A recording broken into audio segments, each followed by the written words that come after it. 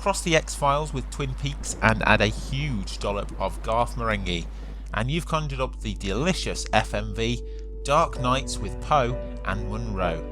It's not always pretty, it doesn't often make sense, at all, but let me tell you, these two could have a future. You're listening to Radio August. Dark Nights with Poe and Munro. Hello there and welcome to YakWaxLips. My name is Michael, your point and click adventurer, and in today's video I'm taking a look at the FMV, that's full motion video game, Dark Nights with Poe and Munro from Vecchi Studios. Before I dive straight in though, it would be really awesome if you could hit that subscribe button and the notification bell because I make purely adventure game content, and hit that like button whilst you're down there to show your support. Thanks very much. Want to play good cop, bad cop? Do we have to? It's the first FMV game I've played since the X-Files in the late 90s, and there are one or two similar themes between these two games, but only on the surface. Essentially, Poe and Munro are two inquisitive characters, not detectives, just a pair of radio hosts on their show Dark Nights.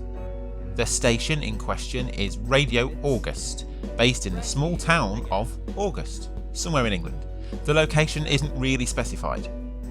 Poe, played by Clements Coring, is an articulate, somewhat pompous, goatee sporting guy who always seems to be the one calling the shots. Munro, played by Leah Cunard, is a sultry, doe-eyed woman who flits between deer in the headlights to tour de force, depending on, well, not much actually. I'm getting a very strong sense of déjà vu. What about you, Munro?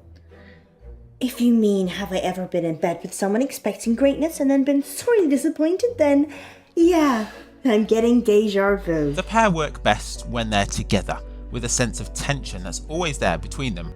But they're just normal people. When did you find it? Poe is married, but doesn't really seem that bothered about it. The game isn't centred around this though, but it does seem to frame a lot of the episodes. Yep, there are 6 episodes in total, and the lot of it took me between 3, maybe 4 hours to complete. Staying on the theme of X-Files, I'd say about half the episodes fit into the supernatural genre, as the pair investigate a weird painting that might be haunted, the past lives, and time travel. The other half of the episodes are more kind of thrillers, with a missing person, a creepy caller, we'll come to that in a minute, and a gun-toting buffoon. These episodes do also have slight tinges of the supernatural too, but only really on the surface. I'm not Poe. I'm Poe. What's the plan, Poe? Poe and Munro have a late night radio show and talk nonsense about, well, anything they feel really. It doesn't seem to have any direction whilst they're on air doing their thing. Not until the calls start coming in. August seems to have a Royston Vasey sense where all the creeps and weirdos hang out, and our hapless duo seem to be the conduit into which they communicate. The 6 episodes don't really connect in any way. At one point there might be a small mentioning of a person they spoke to in a previous episode or an action that occurred, but it doesn't affect the episode that we're in at all. It makes it a fun game to dip in and out of, with each episode hanging at about half an hour depending on the choices you take. And here's the main and only game mechanic: choices. There are points dotted throughout where we get to decide what direction to take. They range from decisions that could alter the entire story, or ones that seem pretty pointless at the time. These are timed, but the majority last around 10 seconds, so there is a small amount of time to think. 1 or 2 sometimes pop up so quick with around 3 seconds to decide, so if you're not ready, they'd go and your path is decided for you. It got to the point in some episodes that the story being told was captivating enough for me to forget I was playing it. I just sat there and watched it without hitting an option. Sometimes it goes quite a while without you having to choose anything.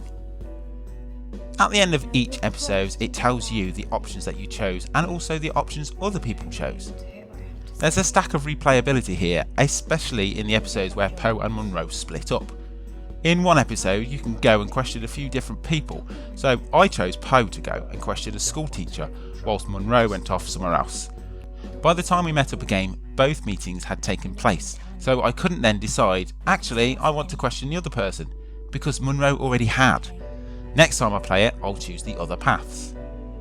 The game really lives or dies on the acting and characters, and even though the pair are fairly thin character-wise, what they do have they work with remarkably well, and the chemistry between them is scintillating.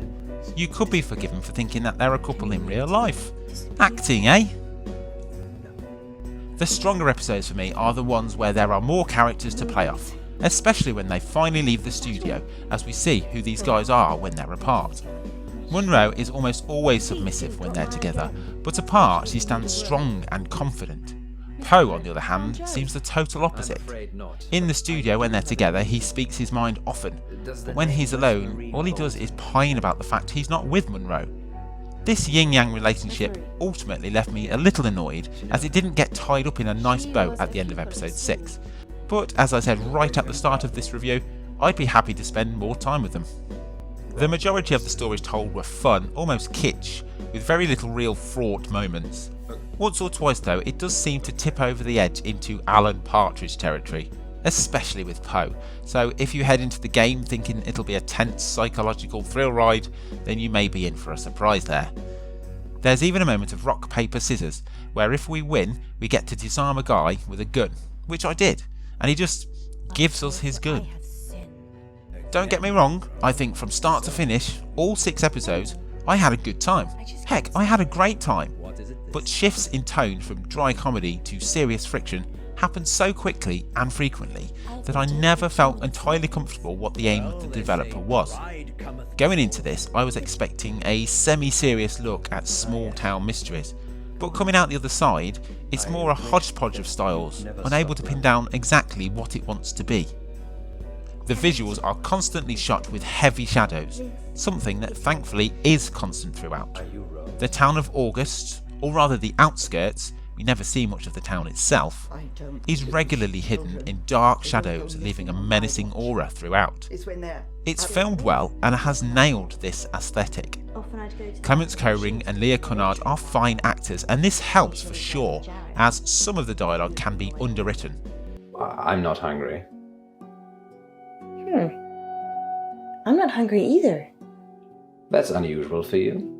What are you trying to say, Poe?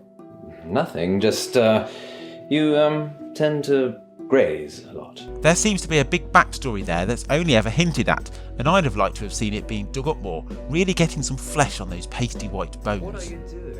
As my first venture into FMV since the 90s, side note, that X-Files game is still a banger. I'm glad it was Dark Nights with Poe and Munro that reintroduced me to it.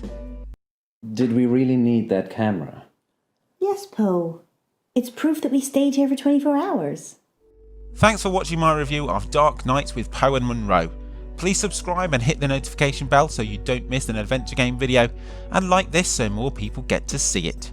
If you've really enjoyed it, then please consider checking out my Patreon at patreon.com/YakWaxLips, or checking out all the links in the description.